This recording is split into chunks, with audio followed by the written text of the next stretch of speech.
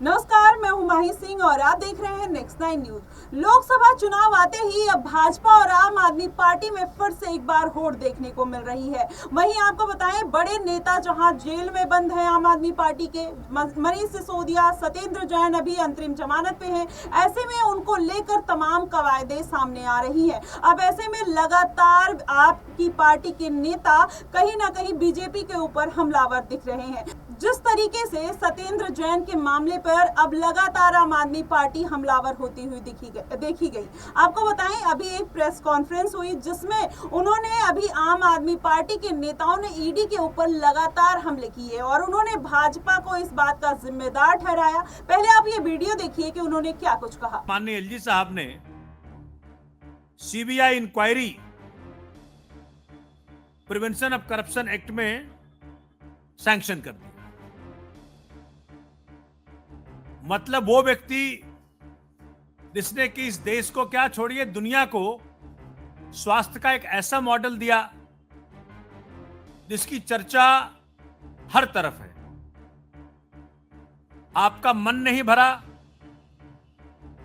उस व्यक्ति को सताने से, तो अब आपने ये एक महाठग के कंप्लेंट पर सीबीआई इंक्वायरी ऑर्डर कर दिया। अच्छा, मैं आपके साथ साझा करता हूं, क्योंकि सबको पता है कि दिल्ली के अंदर 3 व्यवस्थाएं, पुलिस, लॉ एंड ऑर्डर और लैंड, ये 3 व्यवस्थाएं केजरीवाल सरकार के अंतर्गत नहीं आती हैं। ये व्यवस्थाएं आती हैं केंद्र सरकार के अंतर्गत। केंद्र सरकार इस तीनों मसले पे दिल्ली वासियों को उन्होंने सिर्फ धोखा दिया है, ये सबको मालूम है। अब जो दिल्ली जेल मैनुअल है, मैं उसको पढ़ रहा था, उसमें सरकार का मतलब क्या है।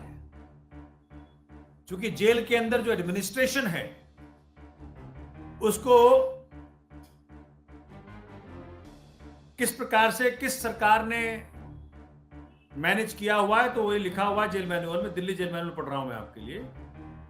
Government means the lieutenant governor referred in article 239 AA of the constitution of India.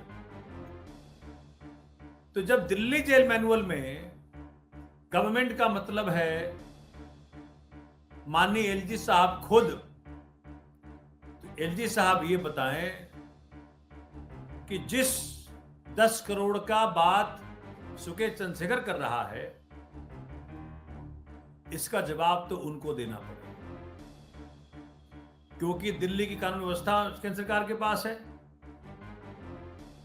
और जग जाहिर है कि सिर्फ एक ही पार्टी है जो चोरों को, मवालियों को, भ्रष्टाचारियों को,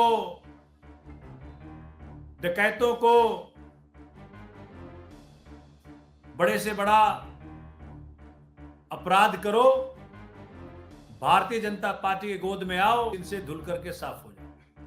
तो देखा आपने, जिस तरीके से वह लगातार ईडी के ऊपर हमलावर हैं। ऐसे में तमाम सवाल खड़े होते हैं और इन सब सवालों के लिए हम चर्चा करने के लिए हमारे साथ हमारे सहयोगी दिनेश मौजूद हैं। और दिनेश से हम बात करेंगे कि आखिर क्यों लगातार भारतीय जनता पार्टी के ऊपर आम आदमी पार्टी हमलावर होती हुई दिखाई दे रही। क्या वाकई में दिनेश इस तरीके की जो अटकलें हैं वो सच में जो ईडी की कार्रवाई है वो जानबूझकर भारतीय जनता पार्टी आम आदमी के नेताओं पर करवा रही है? देखिए, यहाँ पर माही, जिस तरीके से पिछले करीब 2 सालों से यदि हम बात करें तो आम आदमी पार्टी के तमाम दिग्गज नेता जो अरविंद केजरीवाल के करीबी माने जाते रहे हैं, चाहे मनीष सिसोदिया की बात कर लें, संजय सिंह की बात कर लें, सत्येंद्र जैन तो काफी लंबे समय तक जेल में रहे, उसके बाद उनके स्वास्थ्य कारणों के चलते जो है कोर्ट ने उन्हें जमानत दे दी थी। लेकिन इस पूरे मनी लॉन्ड्रिंग के मामले में यहाँ पर ईडी को हाथ कुछ भी नहीं लग पाता है।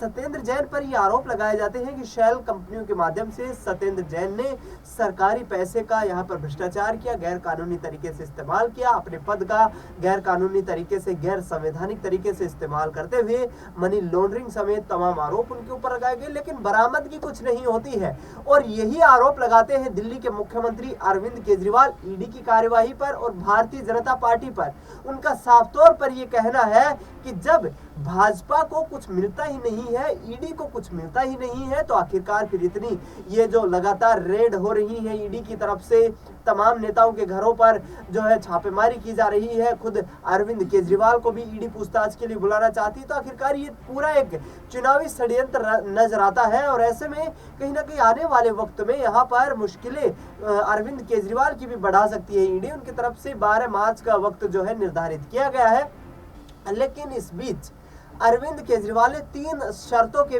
आधार पर ईडी के सामने पेश होने की बात कही है। उन्होंने पहली शर्त तो ये रखी है कि मैं सिर्फ 12 मार्च को ही इस पूरी सुनवाई के लिए उपलब्ध रहूंगा। दूसरी बात उन्होंने ये कही है कि मैं इस पूरी सुनवाई के दौरान वीडियो कॉन्फ्रेंसिंग के माध्यम से ईडी के सामने पेश होना चाहता हूं। तीसरी बात, यदि अरविंद केजरीवाल की तरफ से जो शर्त रखी गई उसमें उन्होंने ये कहा है कि मैं सिर्फ दिल्ली के मुख्यमंत्री के नाते इस पूरे मामले पर अपनी बात कहना चाहता हूं, पूछताछ में शामिल होना चाहता हूं, और ये ऑफर ईडी के पास सिर्फ 12 मार्च का है, यानी कि इसके बाद मैं चुनावी कार्यक्रमों में व्यस्त हो जाऊंगा। और फिर ये जो आरोप तमाम लगाए जा रहे हैं कि किस तरीके से यहाँ पर अरविंद केजरीवाल और उनके तमाम नेता जो है ईडी की जुगलबंदी में फंसते हुए नजर आ रहे हैं, ये आरोप कहीं ना कहीं निराधार हो जाएंगे। और फिर अब देखना ये होगा कि यहाँ पर अरविंद केजरीवाल जो ईडी के सामने पेश होंगे, वीडियो कॉन्फ्रेंसिंग के जरिए सवालों का जवाब देंगे, या फिर अब ईडी को ही गलत ठहराते हुए नजर आएंगे।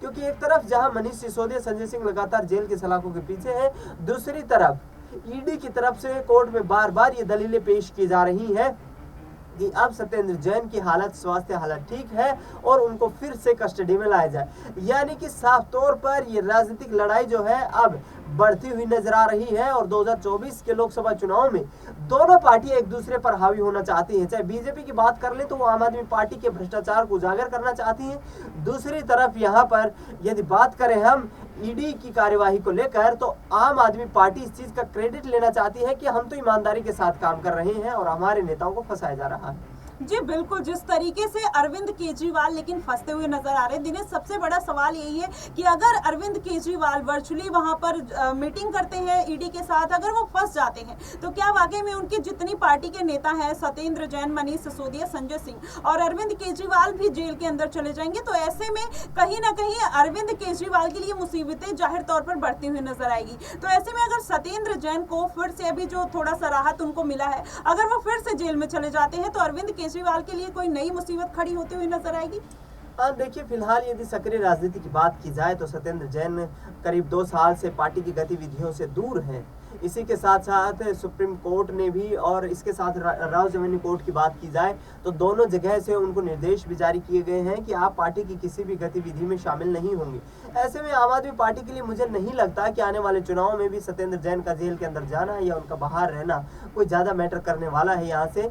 लेकिन जिस तरीके की तमाम कोशिशें चल रही है, आम आदमी पार्टी चाहती है कि तमाम नेताओं को, कार्यकर्ताओं को साथ जोड़ करके यहाँ पर चाहे वो इनडायरेक्टली रूप से सपोर्ट करें, लेकिन उनका राजनीतिक लाभ उठाना चाहती है, फायदा उठाना चाहती है। और इसी आधार पर अब ये देखना होगा कि क्या सत्येंद्र जैन अप्रत्यक्ष रूप से बिना सामने आए यहाँ पर आम आदमी पार्टी की मदद करते हुए दिखाई देंगे। जी बिल्कुल, जिस तरीके से हो सकता है सत्येंद्र जैन को राहत मिले या नहीं मिले, अभी तो आने वाले समय में जिस तरीके से वो अग्रिम जमानत पे हैं, अगर वो जेल में चले जाते हैं तो जाहिर तौर पर उनके रहने नहीं रहने से अरविंद केजरीवाल की पार्टी को ज्यादा फर्क नहीं पड़ेगा। लेकिन मनीष सिसोदिया और संजय सिंह के वजह से अरविंद केजरीवाल को बहुत फर्क पड़ने वाला है, क्योंकि अरविंद केजरीवाल के दोनों हाथ, ये दाहिने और बाएं हाथ माने जाते थे मनीष सिसोदिया और संजय सिंह, उनके अंदर रहने से कहीं ना कहीं बहुत फर्क पड़ने वाला है। फिलहाल आपकी इस पे क्या प्रतिक्रिया बनेगी कि अरविंद केजरीवाल क्या वाकई में जेल चले जाएंगे या फिर ईडी के सिकंजे से वो बाहर निकलते हुए नजर आएंगे?